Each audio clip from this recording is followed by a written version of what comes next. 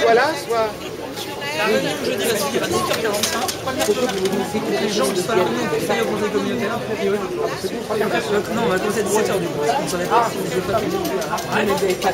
Je vais me démerder. Je vais être obligé au bout d'un moment. Mais du coup, ça libère Tu peux me prendre à discuter, c'est pas grave. ça libère le problème de la préparation de la salle. Moi, du coup, moi je suis pas... Depuis 10 ans, et quelle est la progression de l'insécurité? Plus tard,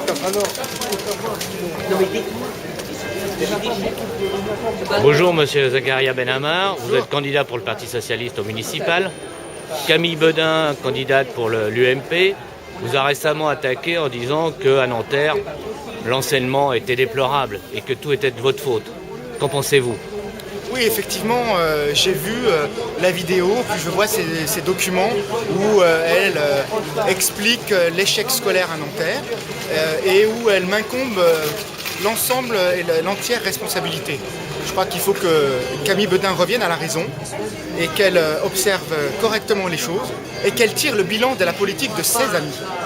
Parce que ses amis, Camille Bedin est quand même aux instances nationales de l'UMP, qui a dirigé la France pendant plus de 2 ans, et qu'elle se rappelle quand même que l'UMP a supprimé 80 000 postes dans l'éducation, a décapité les RASED, a fait disparaître la médecine scolaire, a désectorisé les collèges, a supprimé le samedi matin. Et effectivement, dans une ville comme Nanterre, cette politique, elle a eu un impact néfaste. L'UMP et Camille Bedin portent une lourde responsabilité sur le démantèlement de l'éducation nationale. Très sincèrement, aujourd'hui, la situation, elle est déjà assez compliquée. La situation, elle est déjà assez compliquée, notamment au niveau de la situation, personne ne peut s'en réjouir.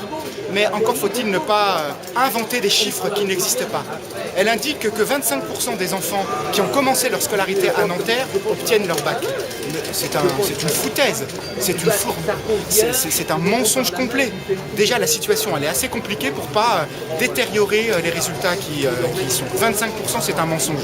Il y a 55% des Nantériens des enfants nantériens qui commencent leur scolarité qui obtiennent le bac à Nanterre. Et c'est pas la peine d'aller dégrader la situation qui est déjà compliquée.